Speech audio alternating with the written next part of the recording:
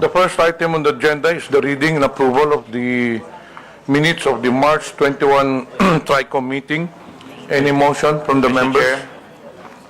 Mr. Chair, Yes, Congressman Ako. may I respectfully move that we dispense with the reading of the minutes of the meeting and approval of same, which was held on March 21, 2025. So move, Mr. Chair. Second, Mr. Chair. Is there any objection? There being none, motion is approved. Good morning to everyone, Morning. to my co-chairs, to the resource persons, members of the committee. We're gathered here today to continue our hearing on the critical issue of fake news, disinformation, and misinformation. This is the fourth hearing of the TRI-COMM, and as we convene, we find ourselves at a crucial juncture where digital landscape continues to evolve rapidly, presenting both challenges and opportunities for communication and information dissemination. The rapid evolution of technology and the rise of digital communication platforms have transformed the way we consume information.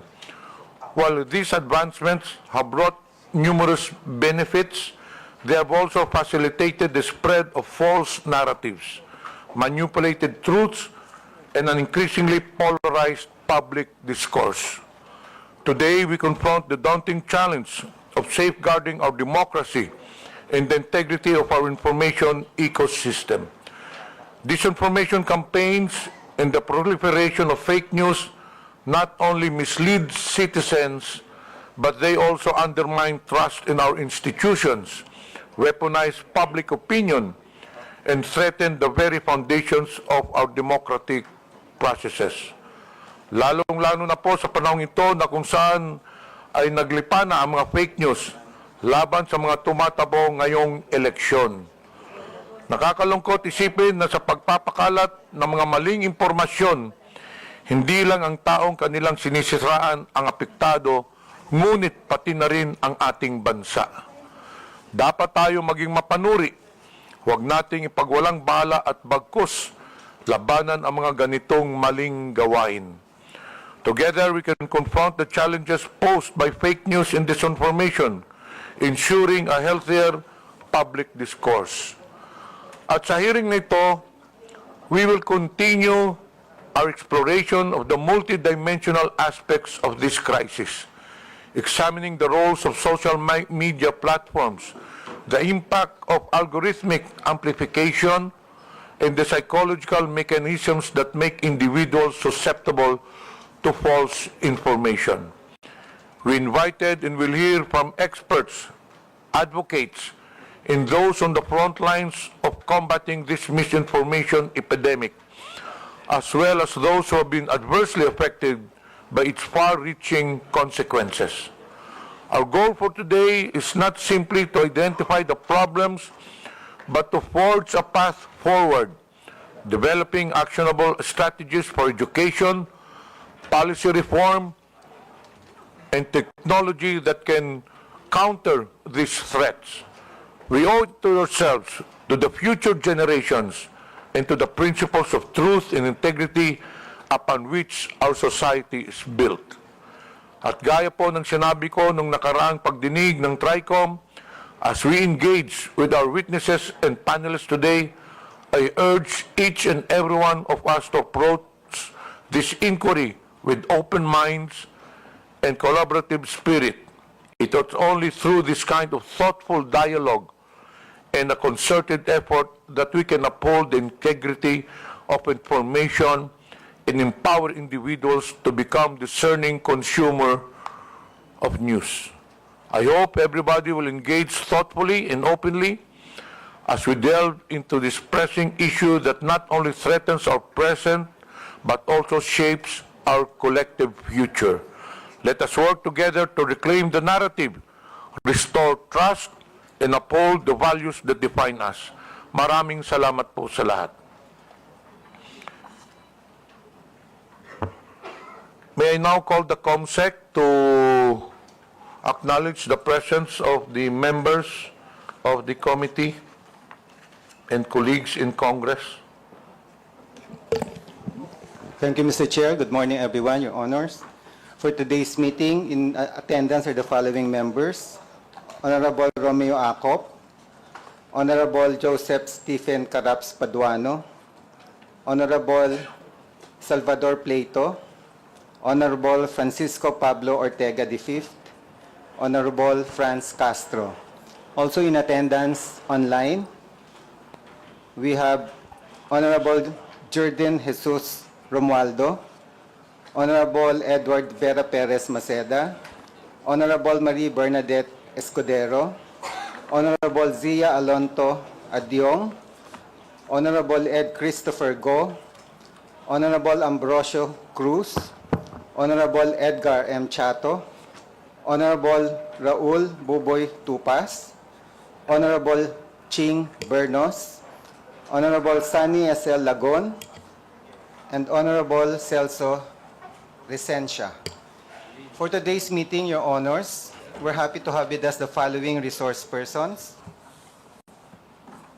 From the Anti-Money Laundering Council, we have Attorney Patrick Arnold Tetanco, the Legal Officer of Investigation and Enforcement Department. And he's accompanying Attorney Adrian Arpon, the Deputy Director. From the Bureau of Internal Revenue, we have Attorney Tobias Gavin Arcilia, the Action Attorney for Legal and Legislative Division. From the Commission on Elections, we have Director John Rex Laudanco, the Director for Education and Information Department. And he's accompanied by Attorney Maria Lourdes Fogoso Alcain. From the Department of Justice, we have State Counsel Christian Bautista. From the National Bureau of Investigation, we have Ms. Agrifina de la Cruz, the Assistant Chief of LS Legislative Unit. From the National Telecommunications Commission, we have Attorney Kathleen J. Luz Egipto, the Chief for Consumer Welfare and Prosecution Division. From the Philippine Coast Guard, we have Commodore J. Tariela, the Commander, PCG, WPS Transparency Group, and Commodore Nelson J. Timbang, the Deputy Chief. From the Philippine National Police, we have Police Brigadier General Bernardo Yang, the Acting Director of the Anti-Cybercrime Group. We also have invited several social media platforms. Your Honors, we have in attendance Director Rafael Frankel from Meta and Mr. Rob Abrams. From the broadcast industry, we have Attorney Rudolph Hularbal, the legal counsel for the kapisanan ng mga broadcasters sa Pilipinas, and Attorney Mark Tolentino. From the MBC Media Group, or the Manila Broadcasting Company, we have Attorney Rina Seco, the counsel for MBC.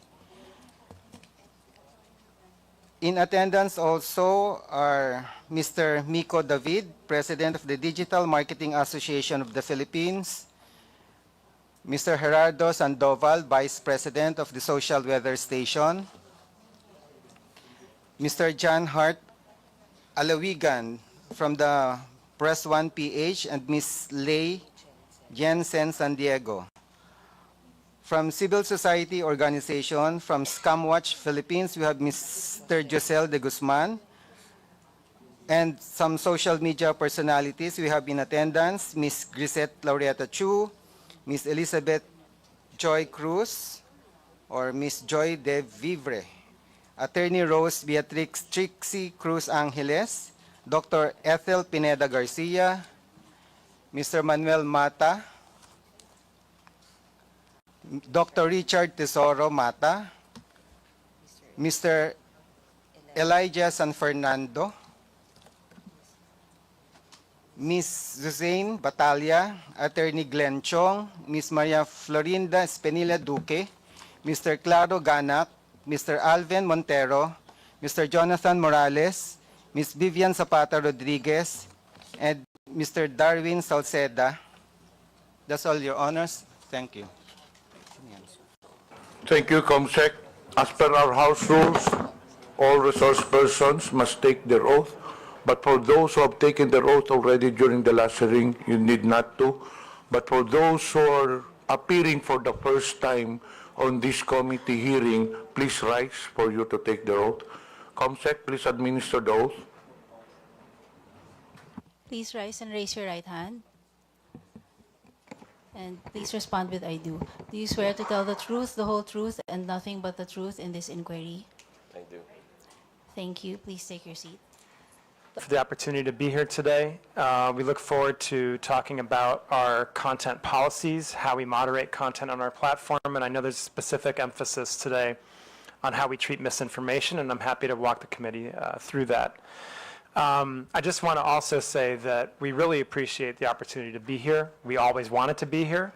We absolutely appreciate the responsibility that Meta has in the Philippines. We know how important and essential our services are to the people, communities, government, and businesses of Philippines. We're very proud of the services that we provide in Philippines and the really wonderful relationship that Meta and the Philippine people have. We're proud of the support that we provide to Philippine businesses, in particular micro, small, and medium-sized enterprises.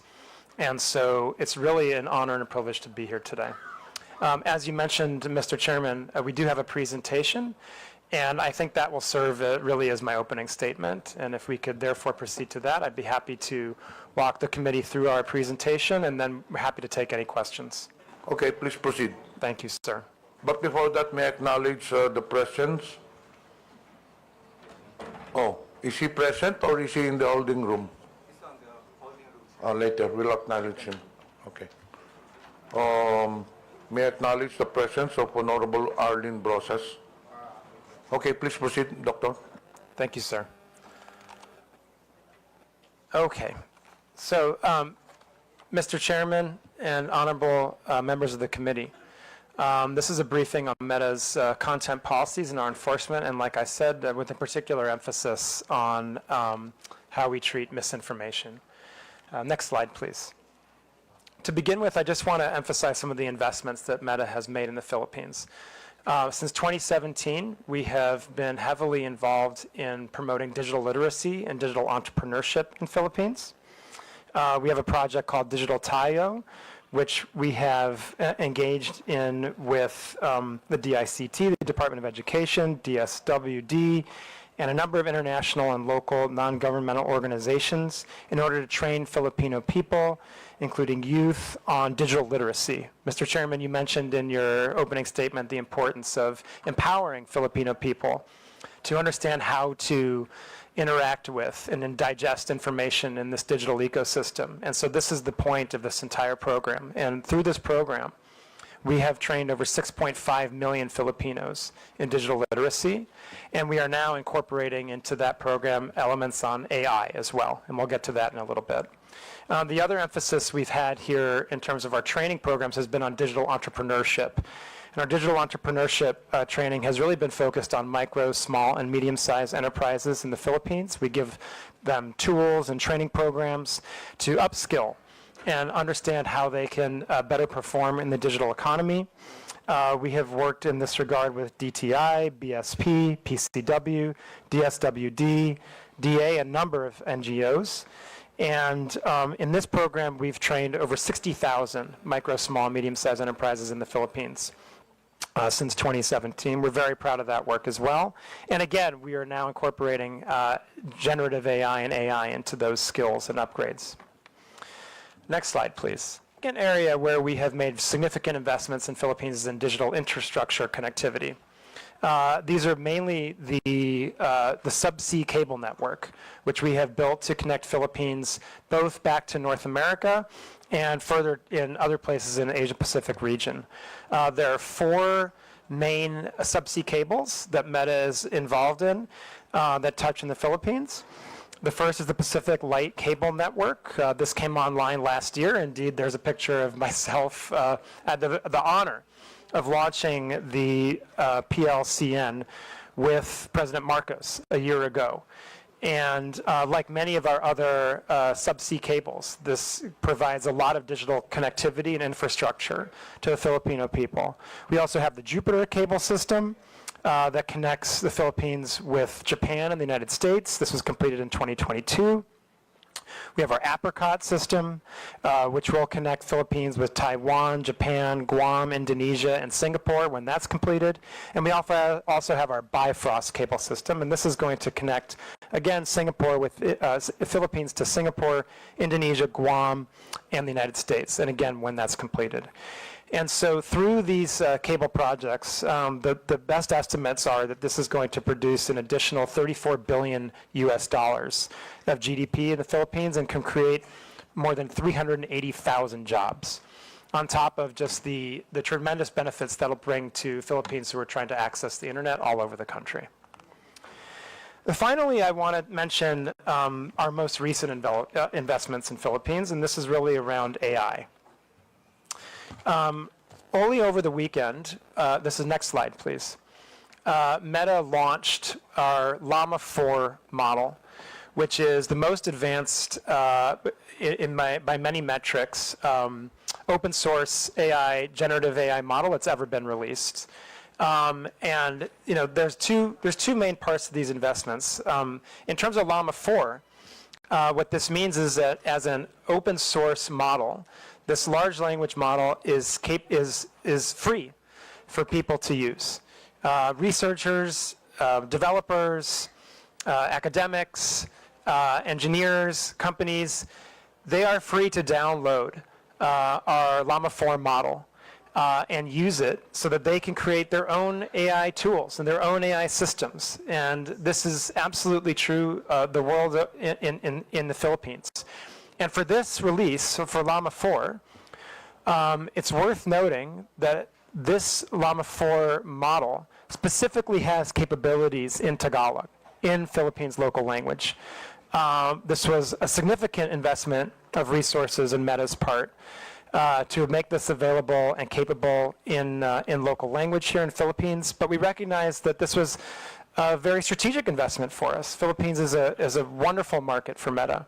We have a very vibrant and substantial community here, and we believe in our AI tools being tools of economic empowerment for the people of the Philippines, and that's why we invested these resources in making this most advanced open source model available in Tagalog. We're very proud of that investment. The second part is Meta AI, which is our own generative AI chatbot, which is embedded inside Meta's services like Facebook, Messenger, Instagram, and WhatsApp. And this is also available in Tagalog. And Filipino people have been able to use this since October. And Mr. Chairman and members of the committee, I just want to emphasize this point again. All of these services are being rolled out in Philippines in local language for free, for the Philippines people to use, and for the economic benefit and further educational advancement of the Philippines people in this digital age where generative AI and AI capabilities are going to be so important for the future and for the future of digital economic growth and economic growth in general. I just wanted to mention those investments that we make in the Philippines before we got to the meat of the topic today, as just a point to show how important of a country Philippines is for Meta, how seriously we take our responsibilities here, and how proud we are of the engagement that we do with Philippines communities, the communications tools we provide free of service to hundreds of millions of Filipinos, and to the Philippine businesses for their economic growth, and indeed to the government. And we all know, I think, that this is being live streamed, this hearing, on our services, and we're proud of that. We're very proud of the services that Meta provides also for the government of the Philippines and the elected representatives of the Philippines to reach their constituents. So now turning to the meat of the matter in terms of our content policies and how we moderate misinformation. If you could, next slide, please. The first and most important place to start is with our community standards. Meta has a single global set of community standards that govern how we moderate content and what is allowed on our platforms everywhere around the world. As you might imagine, it is difficult sometimes to balance the goals we seek to achieve in our community standards, which are to protect and encourage freedom of expression, connection, but also, on the other hand, make sure that this is that our platforms are safe. and that they're places that people want to be. We want, obviously, for all the people that are using our services and our platforms to have positive experiences. That's extremely important to us. And so that means doing the very difficult work of balancing freedom of expression, the ability for people to have their voice with community safety. As it is probably clear, that comes with some real trade-offs and some difficult questions that we have to answer sometimes about where we draw lines on what kind of content we allow and what kind of content we prohibit. And this is also very, very different in some cases, depending on cultural context, depending on legal context, right? Certainly, certain types of content that might be viewed as totally fine and legitimate in places in Europe might not be viewed as totally fine and legitimate in Philippines, and vice versa, right? And so when we draw up our global standards, we have to balance all those different perspectives from around the world and do the best we can to balance that into a set of rules that we can globally implement for a community of people that use our services at the range of more than 3.2 billion people every single day. Right, and so that's the kind of task that's before us when we try to think of how we both develop our community standards and then go ahead and enforce and implement our community standards. Next slide, please. This slide is really about how we enforce them. There's a few different ways that we enforce our community standards, and that revolves user reports, human review on behalf of, that we under a single piece of content on Facebook, Instagram, and the services that we provide has the ability for a user to report it to us as a potential violation of our policies, right? So that's a really important piece to note there right now, that any content that anyone sees on Facebook can be reported to us. And we do the best we can to look at those user reports and weigh and check them against our community standards. The next is we have human review by our own internal people, right? And by a number of 40,000 people around the globe that are reviewing content that's reported by users and that also we flag ourselves proactively. The people that review this content are looking at content that can be, in some cases, rather easy to make decisions on. If you're talking about content that is involving terrorism, graphic violence, child exploitative imagery, those kinds of things, you can get to decisions pretty quickly and pretty easily about taking those down. When you're talking about content that is more political speech in nature and is a little more blurry in terms of a certain nuance, then we're talking about content that really needs a larger and more specific focus, and we really try and make sure that there are people reviewing those that are very highly trained in our policies, and also, of course, the local context of the content and where it's coming from and where it's being delivered to.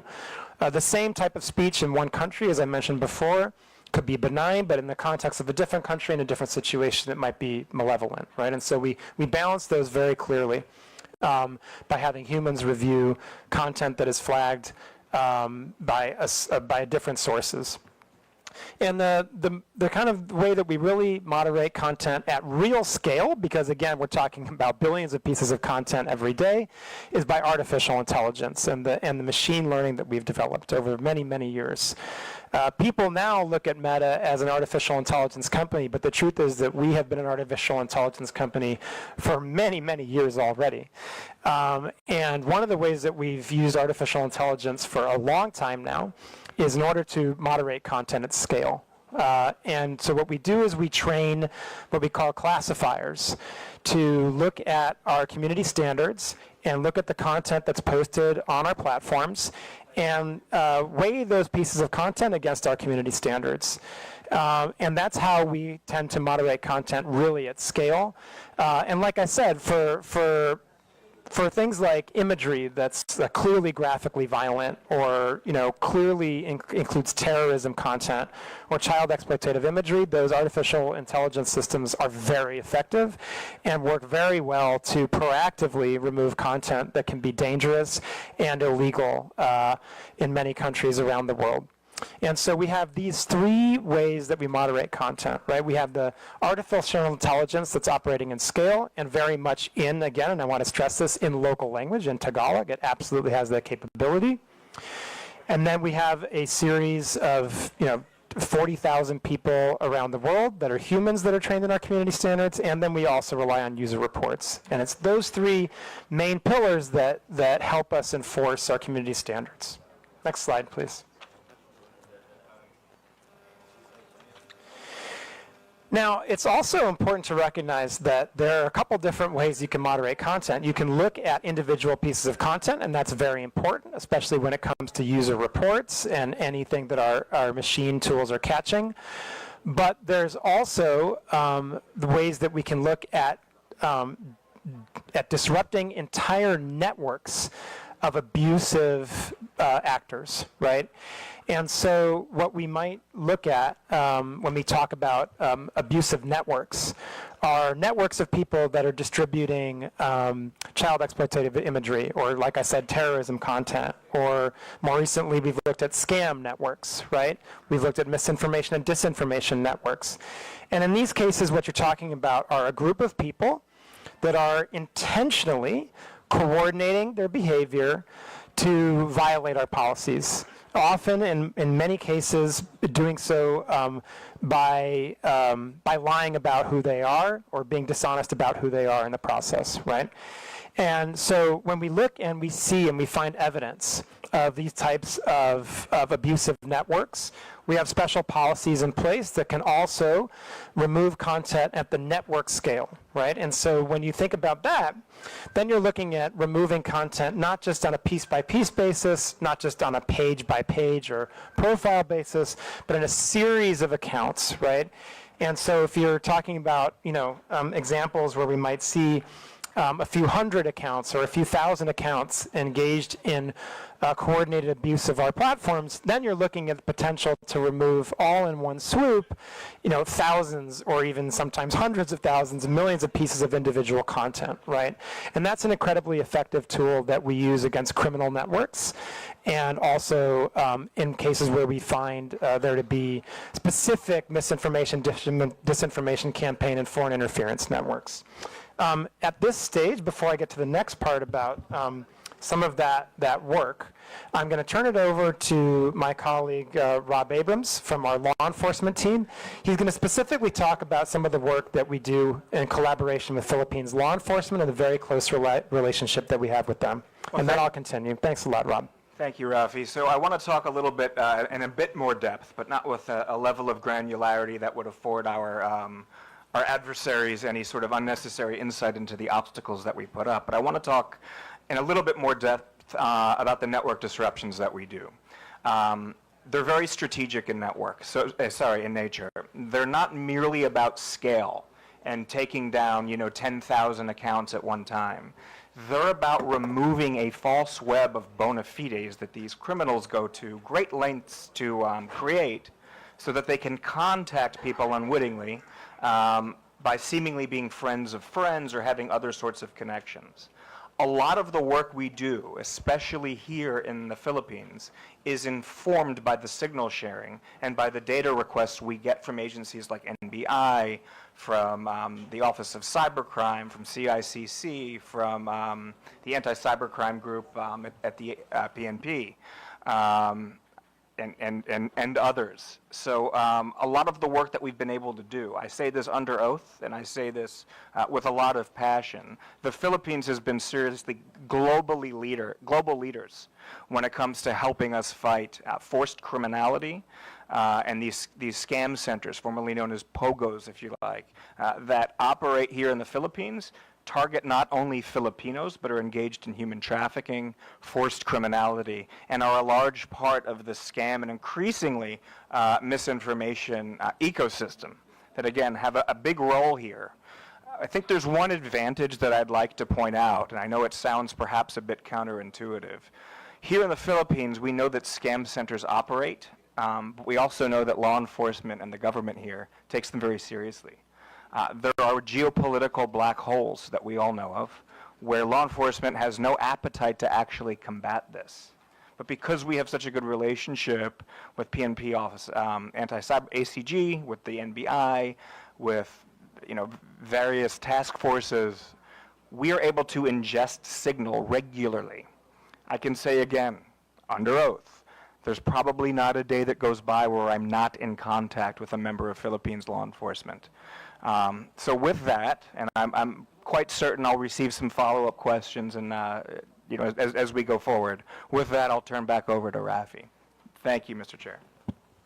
Thanks, Rob. And it was just worth noting that Rob himself is a former member of the FBI, and so takes his law enforcement work very seriously. Just correction for the record, Oh, sir. sorry. Homeland Security. Homeland Security Department. Forgive me. So I would just also note that when we're talking about some of these disruptions, what we've seen also recently, and Rob alluded to this, is the rise of scam centers, right? And we've worked on this very, very closely over the past couple of years, both internally with Meta and also with our partners in law enforcement, with the PNP and other members of the Philippines law enforcement that Rob mentioned.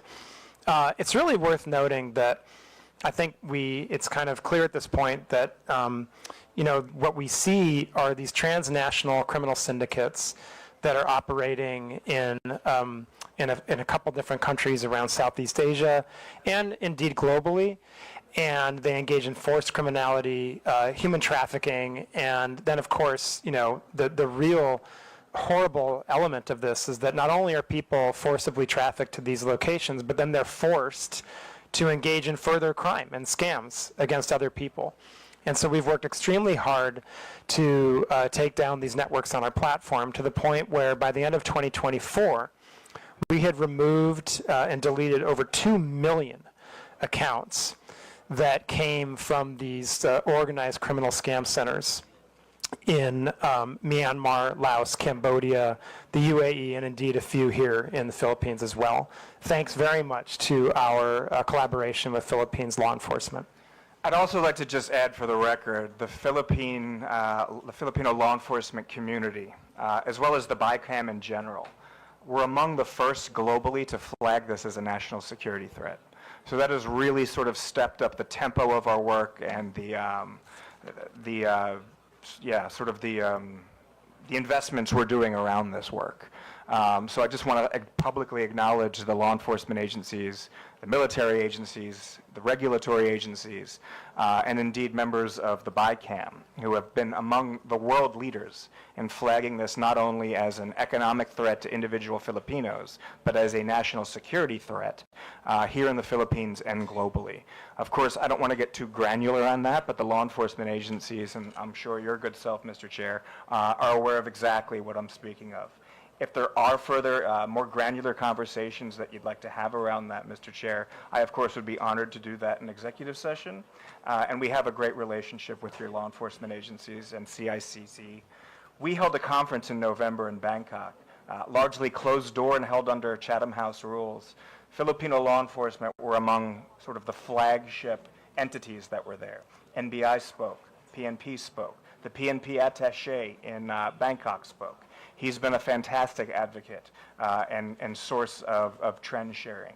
So I just want to express gratitude for helping shape the narrative on how serious of a threat this is to the global infrastructure. Thank you, Mr. Chair. Thank you. And if we can go to the next slide, I'd like to address how we specifically deal with misinformation on our platforms.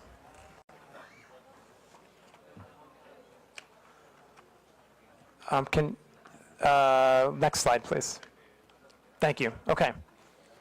Mr. Chairman, I mentioned earlier how there are some of our community standards which are actually fairly easy to enforce. The bans on terrorism, child exploitative imagery, these kinds of things, graphic violence in some cases. Then there are topics that are much more difficult, right, and much more highly nuanced and very contextual. And misinformation tends to be, not always, but tends to be more in that second bucket of more difficult types of content to moderate. So because of that, and for various other reasons, we have a three-pronged approach to how we treat misinformation. Number one, we remove the most harmful misinformation that can lead to offline physical violence. Number two, we reduce the distribution of misinformation if it is found to be false by one of our third-party fact checkers, and then we will reduce that misinformation on our platforms so that people are less likely to engage with it. And number three is we seek to inform. If people have engaged with misinformation on our platforms, we want them to be informed that they have indeed done so. We want them to know that they have maybe unintentionally shared misinformation. And we want them to have access to authoritative sources of information. So those are our three-pronged processes, right? Remove the most harmful that can lead to physical violence, reduce other types of misinformation that may not lead to physical violence, and inform our community. I should also mention, and this is obviously very, very important in the context of the election cycle that we're also in. There is another type of misinformation that we will outright remove, and that is misinformation on elections, right? And so if there is misinformation specifically about electoral procedures, about the date the election is going to take place, the way you cast a ballot, those are other types of misinformation that we will outright remove from our platform. What's important to recognize, and I'll go to the next slide here, is how we determine the differences between what we remove, what we reduce, and how we inform, right? So please go to the next slide. At Meta, and indeed I think most digital platforms take the same approach, where we want to be very careful about being the arbiters of truth. Right? In many ways, in many aspects, we feel that that's a responsibility that is too great for us to have, and can lead to situations where we're trying to make determinations that we're just not qualified to make about what is true and what is false. And as you might imagine, trying to police misinformation at the scale of more than 3.2 billion people every day would become practically impossible, right? And so what we do is we work with third-party fact checkers in more than 60 languages around the world. These third-party fact checkers are non-governmental organizations that are certified by the International Fact-Checking Network, the IFCN. That is how the fact checkers are chosen, and that's how they are certified. And so what we do is, when we are made aware of a potential piece of misinformation, that piece of content will be enqueued to the third-party fact checkers themselves. In Philippines, we work with 3 third-party fact checkers. We work with Verifiles, Rappler, and AFP. And they are very active fact checkers, I should say. And then we wait for, and while that content is enqueued, then it's up to the third-party fact checker to determine whether that content is indeed false, or there are other cases, right? You can imagine that misinformation isn't just binary. It's not necessarily true or false entirely. There are cases where it can be partially false, it can be misleading, it can be lacking context, right? So there are a number of different ratings that fact checkers can apply on our systems, and those ratings will lead to different actions by Meta's platforms, right? But in a case where a rating is rated false, then that content will be reduced in distribution and will have a label applied to it so that the people who potentially see that content can click on the label and read for truth or for authoritative information from the third-party source, right? And so that's our general approach to how we would treat misinformation when it would not be specifically lead to specific physical violence or lead to to misinformation on the elections process, right? Now, in a case, like I said, where a third-party fact checker not only clarifies that it's false, and we get additional signal that it can lead to violence, or or additional signal that this could clearly impact the ability of people to have the access to information they need to properly access the electoral process, then we can outright remove the information. But that is not, but those, I just want to emphasize that the outright removals of misinformation are much more limited in scope.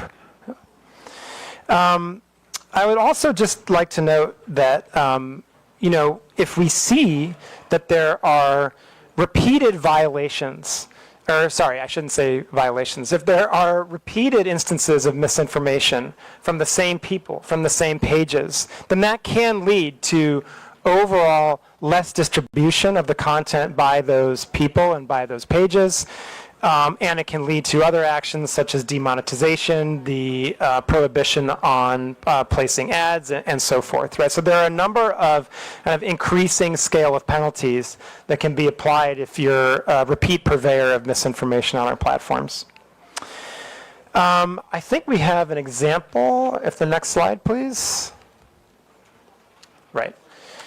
So here's just one example of a fact check on our platform.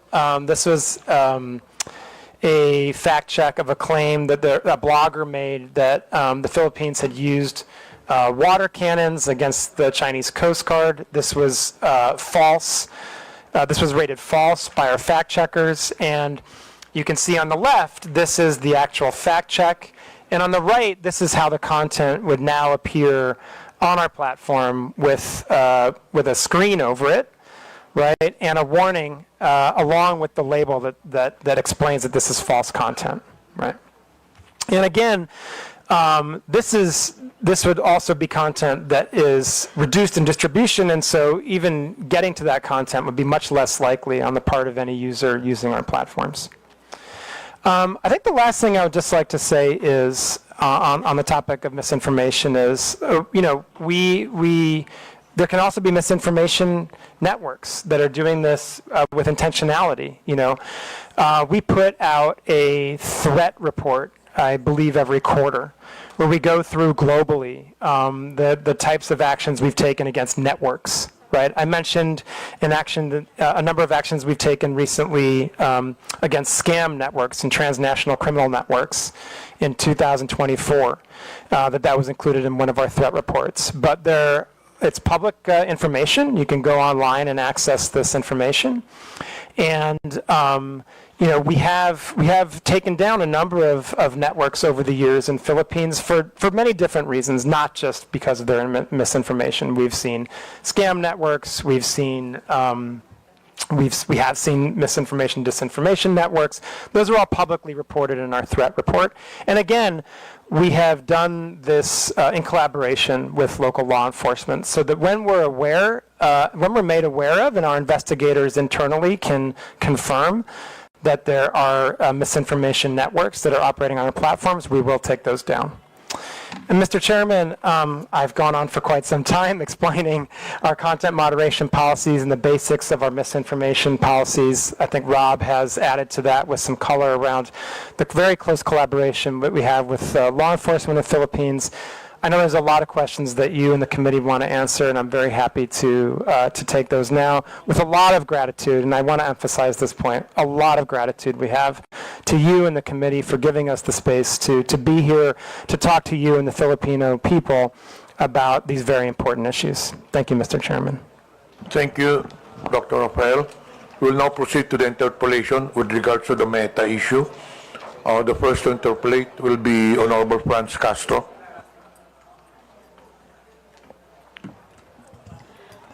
Thank you, Mr. Chair, and I also thank the Meta for coming here after 3 notices. Thank you. I have some specific personal question about how the Meta is detecting community standards violation, or what you call violation of community standards. When you look at when you look at your platform, we have here several. When you report like a content, you will find here several violations, like scam, fraud, or impersonation, unauthorized political ad, adult content, selling or promoting restricted items, violence, hate, or exploitation, bullying or unwanted content, intellectual property, suicide or self-harm, false information, problem involving 18-year-old or someone under impersonation. So I cannot understand why do you take down